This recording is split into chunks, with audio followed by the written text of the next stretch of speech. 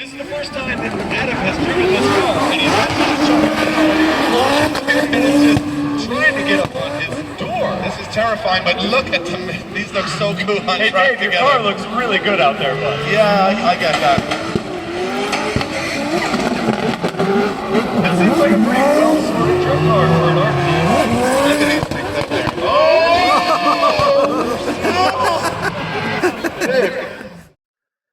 What's going on, people? Welcome to 137 Works, and today I thought I'd talk a little bit about my experience last weekend at the LZ World Tour here in Mondello in Ireland, and how I ended the Sunday night having a beer that was bought for me by the event winner, Baggsy, as well as having that beer in the same room as the likes of AdamLZ, Chelsea Denofa, Jimmy Oakes, Hurt from Hoonigan, James Deane, Luke Fink, the Drift Games guys, the Triple Eight guys, the Keep It Reek guys. I'm sure Colette and Becky Evans were there as well. I couldn't see them necessarily. But yeah, sit back, relax, and let's get into it. So, bit of backstory. How did I actually get involved? So if you didn't see, I'll leave a link in the description, a card somewhere on the screen, and probably the end screen as well will be the video where I announced that I got to paint graffiti for the Drift Games guys themselves in their Drift Games studio space here in Dublin in Ireland. Basically, yeah, Dave just put out looking for someone to do some graffiti work. A few mates tagged me in it, and yeah, that's pretty much, I responded to the message, got the job, and all was well. I explain everything in the full video, so again, if you're interested in that story, check that out. So the announcement came then of the LZ World Tour, and I was like, okay, well, money's pretty tight at the moment, so I'll be very cheeky.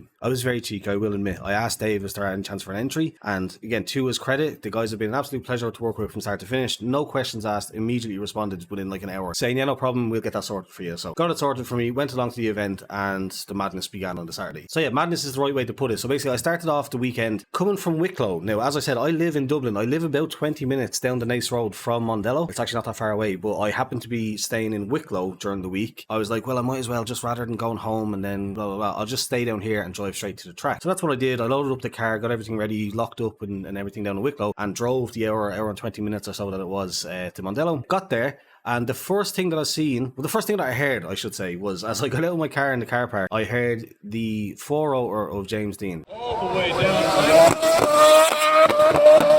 Just listen to this and soak it in. This car is absolutely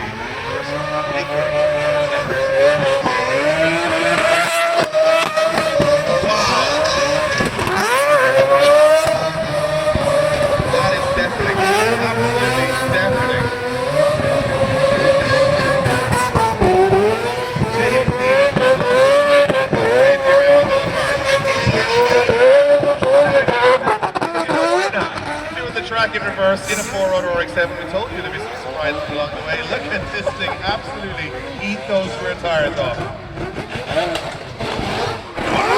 Absolutely wow. Guys, give it up for James, the Machine Deane.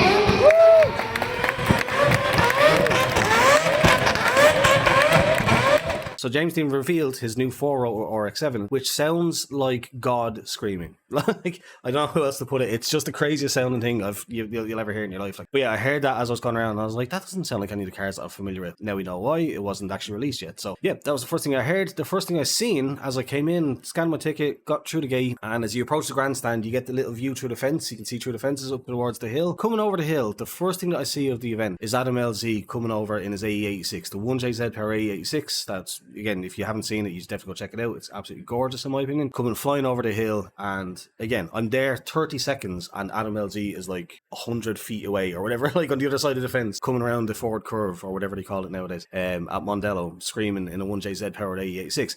20 horsepower turned up right now. This 86.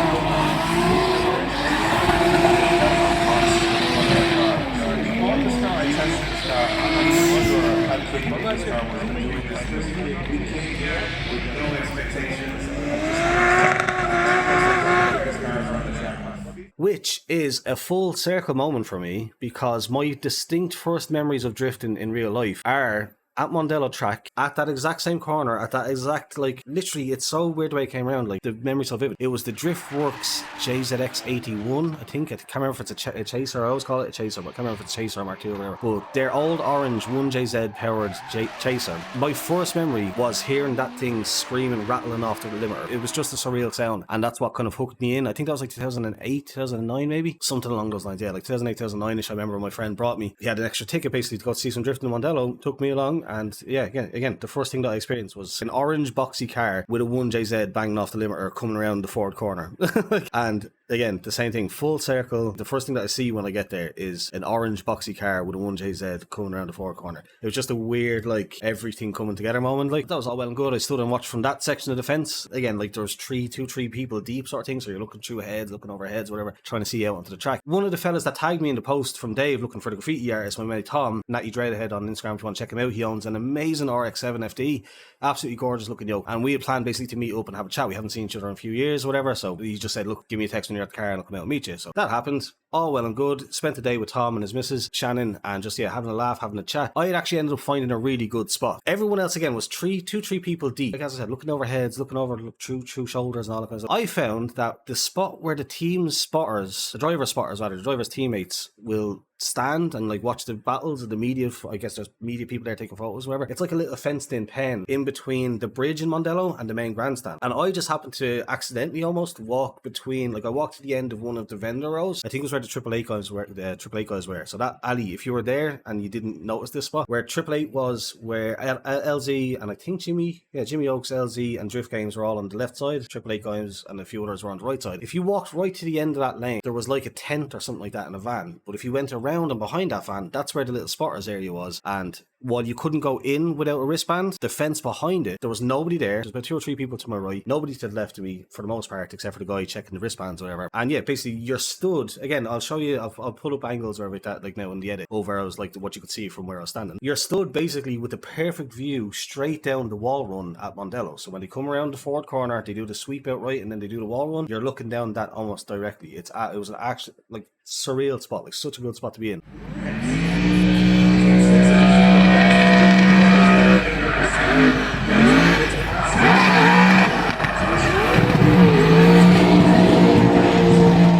But yeah, that was the first day. Basically hung around Tom and Shannon. We managed to escape the rain. As much as the live stream mentioned, and Dave in the commentary and stuff like that was talking about the bad weather. No, like, we didn't get the best weather. Yeah, it wasn't exactly sunny, but I got sunburnt. I don't know. This is from last weekend.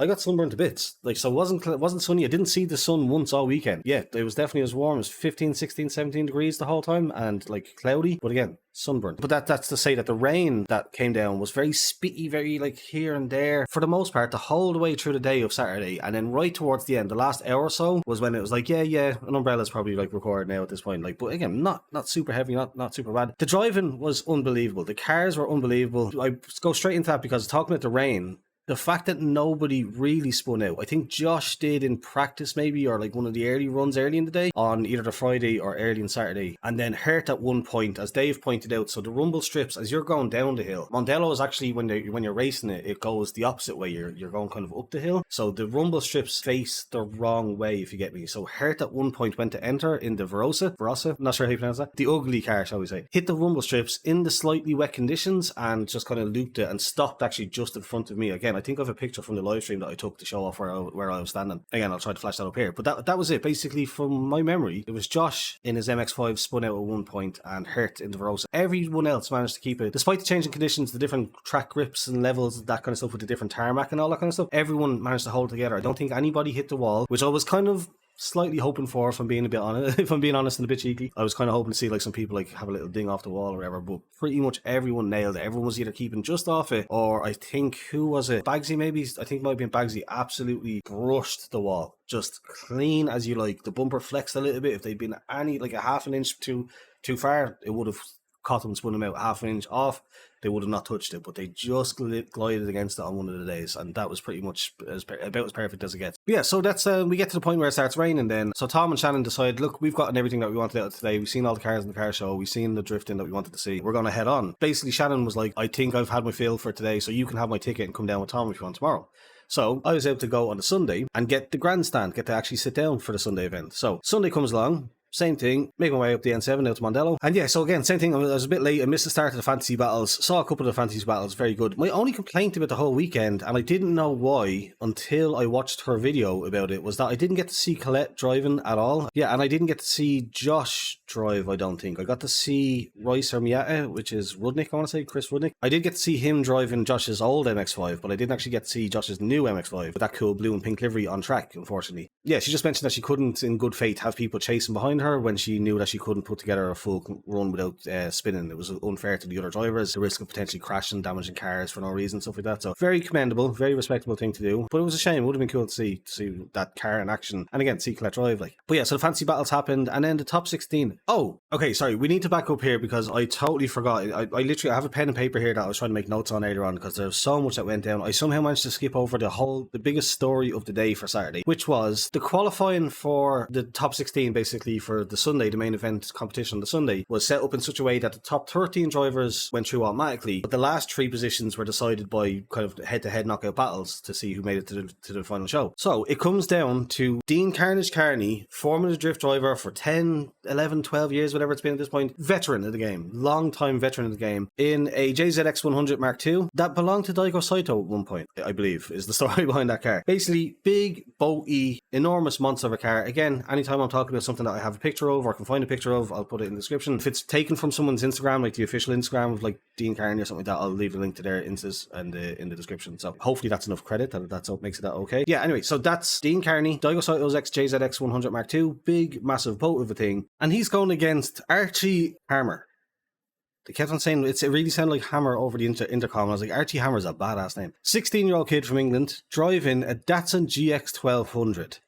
Show car. It's hard to describe. It's basically this small little Datsun. Again, pictures and stuff like that will be included. But the idea was that basically it was meant to be a show car on display at the Auto Finesse, there, the company that built it. It was meant to be like a display car for them, essentially, as I understand it. Somebody pulled out, and so a spot was open, and they filled it with Archie. 16-year-old lad in essentially a show car. I think it had like 300 horsepower. It's not the sniff app, but it's not the most crazy amount of horsepower on display at the event, let's just put it that way. I think there was supposed to be like a demo at one point where he just did a few donuts to show off the cool car or whatever. But yeah, he's in the show and he makes it to the final of the top 16 qualifying, if you get me, against Deane Carney. And you would think it's a no-brainer. It's a JZX 100. It's a former Daigo Saito car. It's driven by a 10-plus year veteran FD driver against a small boy in a small boy.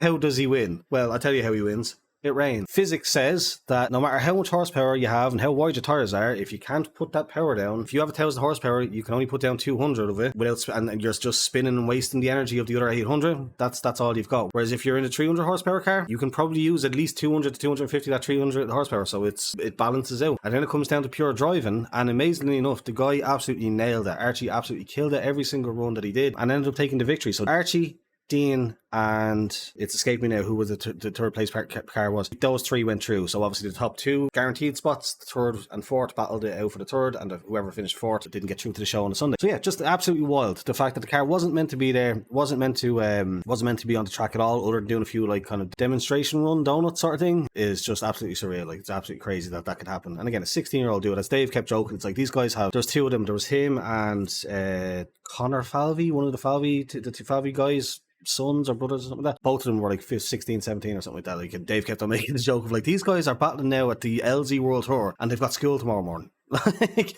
they might not have literally because it's the summer break, but the idea, like, it's just surreal. Like, Ireland's just a crazy place for having these really young drivers come on very early onto the scene. But yeah, so that is the wrap up to the Saturday. That was the big story from the Saturday, pretty much, that I took away personally. So yeah, then Sunday comes, and obviously I mentioned everything about showing up for the fantasy battles, not seeing Colette and all that kind of stuff. And then yeah, the top 16 happened again. I'm not going to go into details because when you're there, and I don't have like the runs recorded for every single run for every single battle, so I don't remember all the exact details because it's just so much happened. But again, just some top class driving the whole way through. Amazing follow runs, amazing lead runs. Where I was sitting in the spectator stand, you were just like right as they enter on the screen, like on the stream. So if you're watching the stream, right as they enter and hit the initial, like, come to angle, that's when you'd look over to the side and they just come into view sideways coming into the first corner. Whoa, there goes one. That is a 360, almost a 720. Half of a 720. Can he do it? Oh yeah, he's going to do it again into this corner, and he does keep it going. Another 360 in. 2 in a row. He's not going to do it against the wall. That would be absolutely ridiculous. Oh, here we go. Gracious, what just happened? That was the stupidest thing that I've ever seen. But there is something very wrong with that man. Something very. He's still going. He's not well. He's not gonna. He can't do it again. He's stopped. Yeah, just amazing driving. The cars, it's just, there was nothing like seeing some of those cars in person. Seeing AdamLZ driving Dave's Corvette against D-Mac in the Audi, for example, like just as a fantasy demo run. It was actually funny because Dave, early in the day, he said, well, I've just got news about a turn of events that I'm not happy about. And I immediately went, it's going to sound like I'm obviously like, oh yeah, I predicted that. But I swear to God, as soon as he said those words came out of his mouth, I went, Adam's going to drive the Corvette, I think. I didn't expect it to be a tandem. I expected him to do a solo demo run in the Corvette, but I did not expect it to be a tandem run, and much less to be in with Darren McNamara in his Audi Quattro. Like, that's just like to see those two cars on the track at the same time, like pretty much side by side. Again, they were keeping a little distance, keeping it safe, because you have to. Like, these cars are worth a lot of money and very special and very rare. It was surreal. Again, seeing all these people that, it's like I said about Dave, like you watch these people for years and they're this tiny little figure on your TV screen or your monitor or your phone or whatever, and now all of a sudden, like, you're watching them drift come past you at whatever it is, 70, 80, 90 miles an hour, like into the first corner of Mondello. Absolutely surreal. Yeah, I wish I could talk more in detail about the individual runs. I just remember, like, the likes of Baggsy, obviously, as spoiler alert, he went on to win it. His chase run, in particular, on the first corner in the final battle against Kevin Quinn, was just surreal.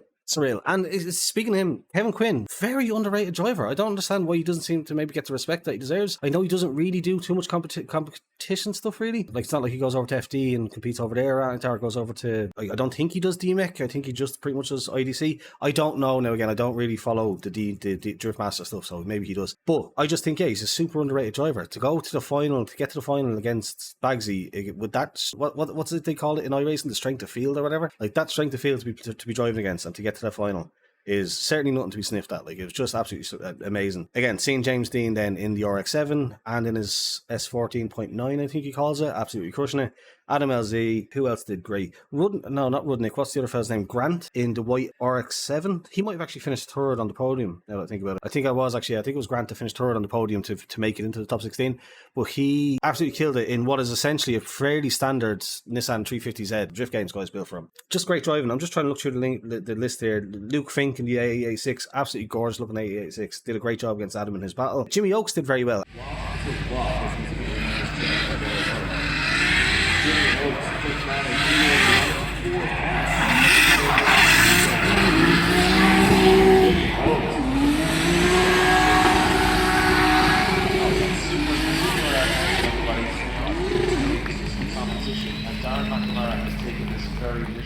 And actually, funny story, and I'm glad I might get to tell the story. So I frequent the Facebook Marketplace quite a bit, looking for old records to make beats out of, or whatever it might be, bits and pieces here and there. And I'd been noticing for the last while, an S14 was for sale with Curran Motors on the side. And I was like, that's Wayne from the Drift Games log. Like, that's Curran Motors. He must have owned that or built that or like whatever, made that car to have his logo on the door, like the main logo on the side. Paid no mind to it. And then I get to the event and Jimmy Oakes is driving a grey S14 on white wheels that looks very familiar. And I'm like, why the hell does that ring such a bell? Like, what is that car ringing a bell for? And then I remembered when I, like, literally towards the end of the day on Sunday, like when he was doing like one of his last runs, it just, something in the back of my head clicked and went, that's the car from the Marketplace that keeps getting suggested to me, as if I have like whatever, the 14, 17 grand that they were charging to buy it. Again, I'll take a screenshot and put it up on the video of the ad that I keep finding. But yeah, just surreal. Again, the way things come together, man. Like, I've been seeing that car now advertised to me on the Marketplace for like literally about a week or like the last month or so now, and now I'm watching it again, sliding into the first corner of Mondello, driven by Jimmy Oakes of all people. Like, absolutely surreal. Keep it real. I'll be honest, I'm not familiar with their stuff. I don't really watch too much of the Australian stuff, so I wasn't too familiar. I have Triple Eight written down here. Yeah, they drove the Pan-Am kitted Suzuki Carry K-Truck with their flag hanging off the back end of it and stuff like that to introduce the cars out for the top 16. They kind of did like a loop-to-loop or whatever, and they brought out the podium and that was just pretty cool. And as well, I got to see some of the cars there, the R8, the David's S15, which again I'd seen in the yard when I was there. Craig's car was there. I'm trying to think, I'm sure you're missing something now, of course, when you try to remember it, but great to see those guys again, had a little chat with them. And yeah, so the event comes and goes, and I thinking, right, the traffic's gonna be mental getting out of here, so I tend to stick around for as long as possible, but pretty much once the podium started and they announced the winner, I turned around and I started to head out. But I was like, my cousin is working here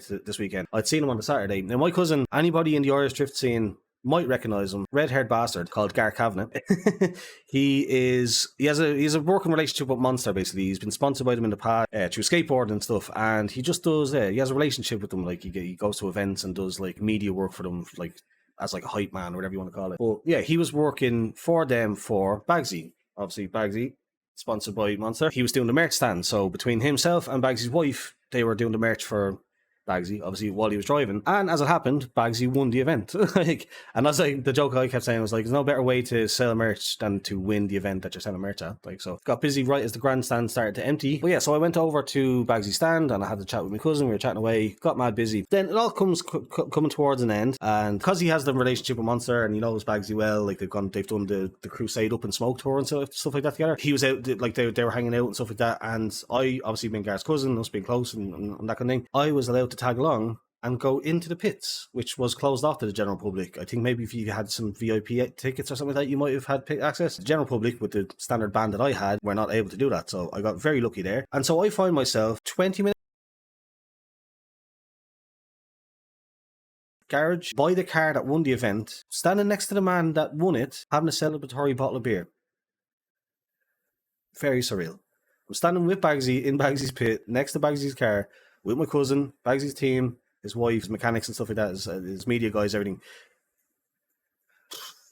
Like, how do you process that? Like, it's absolutely surreal. Nicest guy in the world, by the way. Super down to earth. Was just chill. Wasn't like, again, everyone else was all, I think maybe all the American guys and that kind of stuff that went upstairs and like did their own thing. Baggsy just sat around with us, like having a beer, checking his phone, having a little chat, whatever like that, talking about the event and what he thought was good and bad and all. Like, no big ego, no big presence, no airs about him, for lack of a better word. Just a really cool, chill guy, which was just surreal. So yeah, we did that and that was all well and good. And then they had to go back and take down the tent, obviously disassemble all the, like tear down all the tent and equipment and everything. At that point, I was like, oh crap, actually, they're probably going to lock the gates for spectators. They're probably going to assume all the spectators have left by this point, so they might lock the gates for the spectators. I don't know how it works, but I just freaked out about the possibility.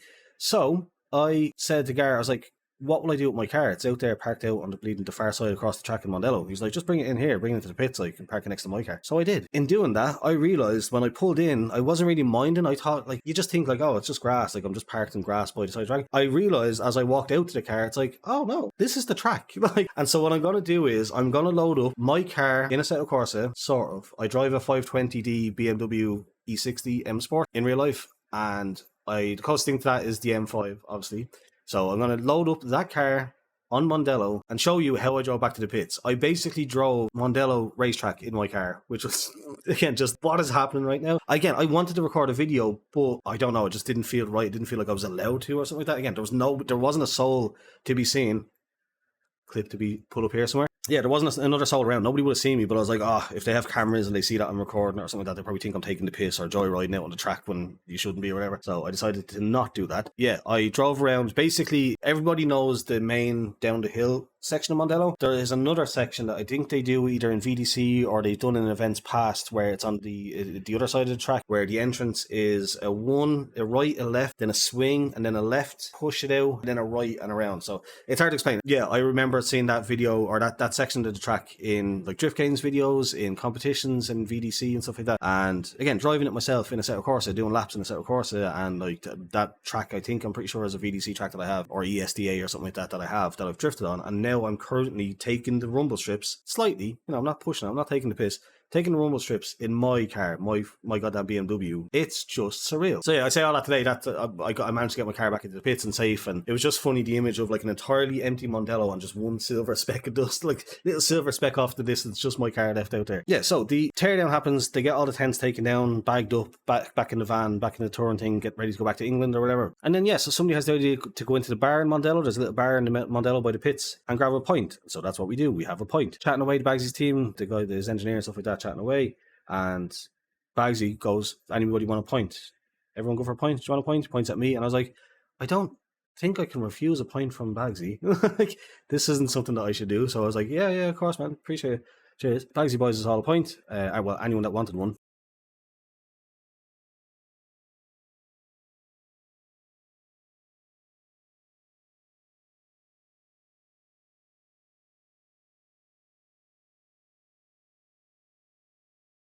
Then Sean moves out of the way, and in walks Jimmy Oakes, and he wants to chat to Baggsy. who was here.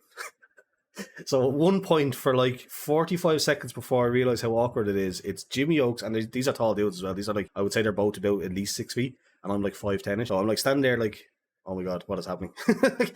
Baggsy and Jimmy Oakes are having a chat about drifting or whatever, that about cars and stuff like that, and I'm just literally left standing there because that's just where I happened to be. I was like, okay, shimmy on out of here, shimmy.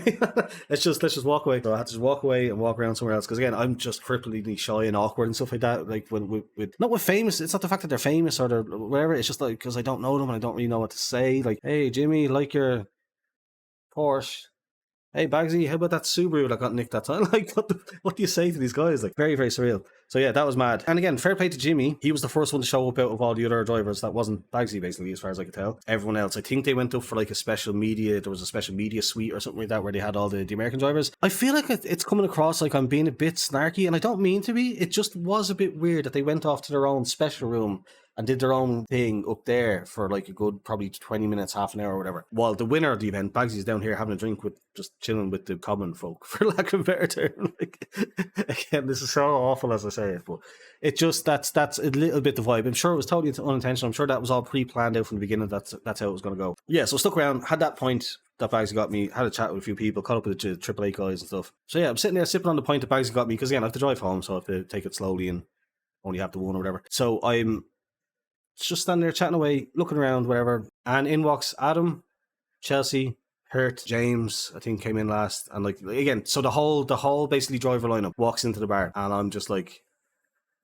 this is surreal. I don't know what to do with this information. I'm standing here in the same room as like some of the best drivers, best drifters, some of the biggest, most popular content creators that I've watched for years and stuff like that. Again, for people like my cousin, for example, he's not phased in the slightest. He does this stuff all the time. Like, it's absolutely just the norm for him. He's not like, you know, he doesn't watch Adam on YouTube, for example. Like, he doesn't watch Jimmy or Hurt or whatever like that. Whereas I watch these guys for years, but in that way, I'm only aware of them as the little people on my screen. Like, I don't get to do this often, you know. It's one of the things that I always say, as somebody who is so car mad and drifting mad, I've only ever been in a drift car maybe once, when I did the Mondello drifting experience, when I drove the 350Z. Again, a link maybe if somebody's interested in that from a few years back. And I'm very rarely in fast cars or exciting cars or drift cars. Like, I love my car, it's my absolute baby. I've still never gotten around to making a video on it, like my new car that I've had for 2 years now. Again, it's a 520D M Sport E60 BMW. It's my pride and joy. I love the thing with all my heart. But again, it's not like a 600 horsepower drift car or anything like that. I'm never around that scene, around that area, which is, you know, it's something that I'd love to be more involved in. So having this opportunity recently to work with the Drift Games guys, the AAA guys, go to these events and stuff like that, and be around and see these cars in person. I made a video, again, a link or something like that, if anyone's interested, of reviewing the Mark 1 Focus RS, because I had a model as a kid.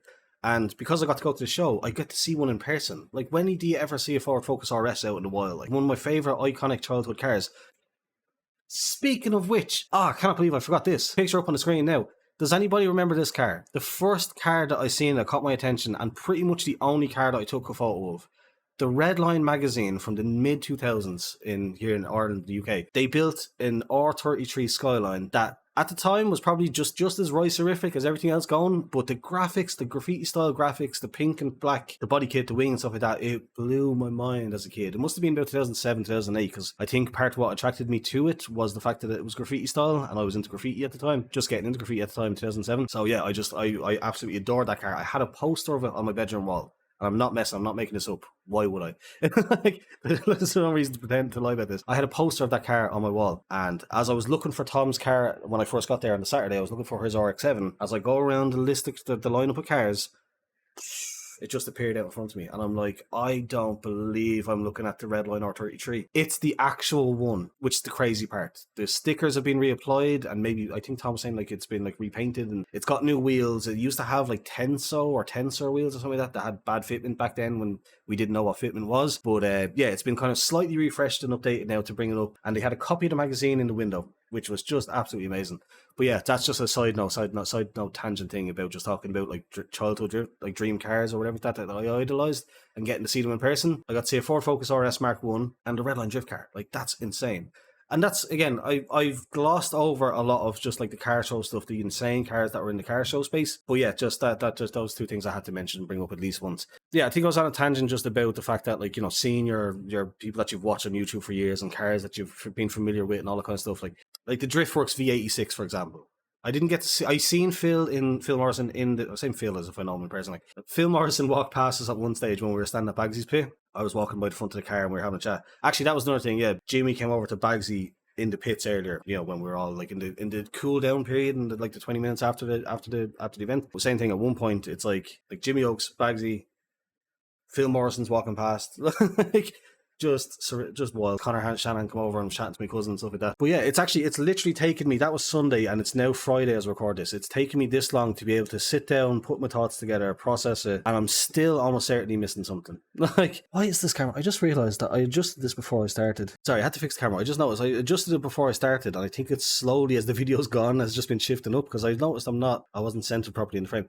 But anyway, yeah, I'm sure I'm missing something. There's some details that I've ended up forgetting because again, it was just a wild couple of days and long as well. Like when you're starting the day at, like when you're waking up at like 8:30, 9:30, and that's just as a spectator. Like that's just me rocking up and just watching the action. Like that's not even involving driving, setting up, tearing down, travelling back to the UK, travelling back to goddamn Australia for the poor keeper eat lads, even just travelling back down the country out there for the Shanahans and that kind of thing. James Deane, that it's a long tiring event, and to the point of Connor was chatting to my cousin. I was like, yeah, we were in Finland for Drift Masters last weekend. We're here for this now for the 2 days. And then on Wednesday, they have to go off to Riga again for Drift Masters again. The amount of travel, dedication, time, energy, passion, love, whatever you want to call it, that people put into sliding the car sideways, making loud noises and a lot of smoke is just amazing. It's just, honest to God, it's just absolutely incredible to think that happens. Like, it's a great thing. It's really a great thing that these people have found this outlet to be able to put on a great show, build these cool cars, do these cool events, like have everybody come together. Like I met up with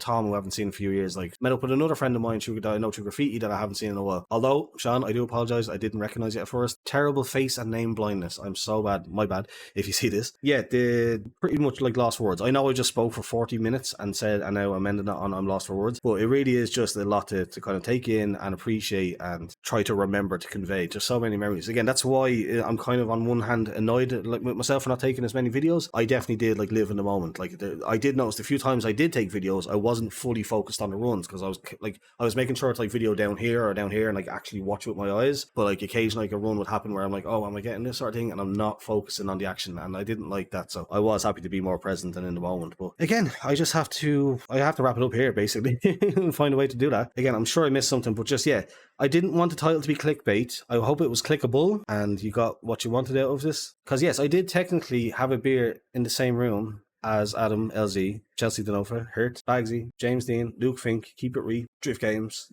888, like Deane Carney. I'm sure like I'm certainly forgetting some names there, but like just it is true. I'm not trying to act like I'm now besties with any of these people or will ever even speak to or see any of them again. Yes, I technically did share a drink with Baggsy. At least Baggsy bought me a drink, so I'm going to consider that as having a drink with Baggsy. But yeah, that's it. I just wanted to say thank you to Dave and the Drift Games guys again for the opportunity to get to go there in the first place. Thanks a bunch to Shannon and Tom for the ticket for the second day, giving me the ability to sit down because again, it's a lot of standing. Big thanks to my cousin Gar sorting me out for the Baggsy swag, and getting the opportunity to how did I nearly forget?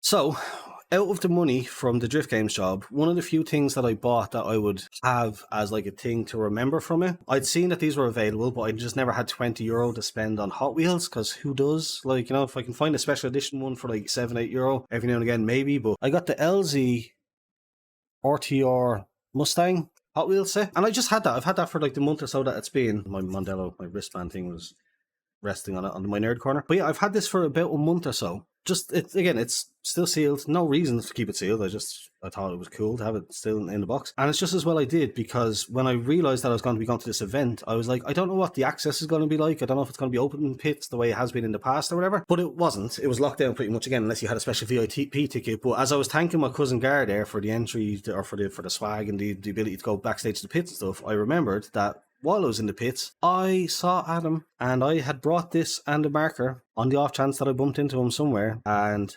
firstly, I feel like I should apologise, because I feel like I might have disturbed him.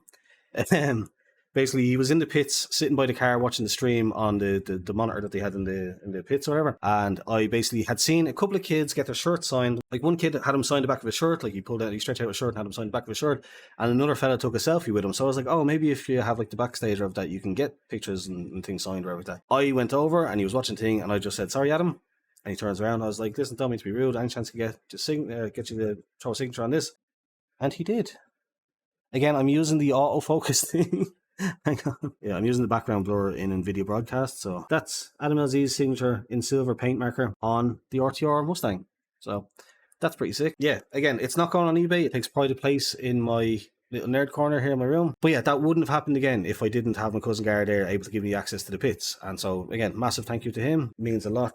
Again, to him it doesn't mean anything. He's just like, it's just another Sunday to him. But like, to me, that was one of the best days of the bleeding, I don't know if I'd say of my life. That's might be a bit traumatic, like, but definitely one of the best days of the year, at least, like, for me. And a well needed, just little change of scenario, like, you know, just being in amongst that kind of my vibe, my people sort of thing, the drifting the cars and stuff like that. People talk about cars and drifting and setups and all that kind of stuff. It's just, that's a place that I like to be. So, and I never get, as I said earlier on, I never get to be there. So, but yeah, no, that's actually about it. I'm almost certainly forgetting someone. I've thanked Dave, I've thanked Tom Chan, thanked Gar. I should thank Adam for this.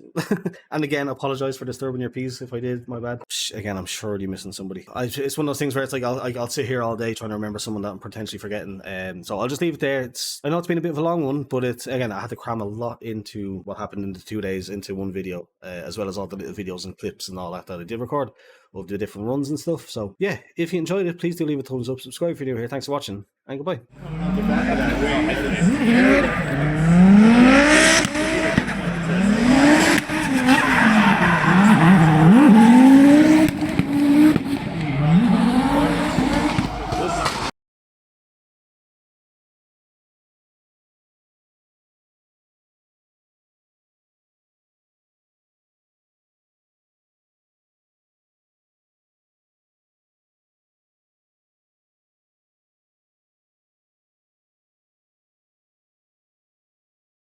He's in the S14, here we go.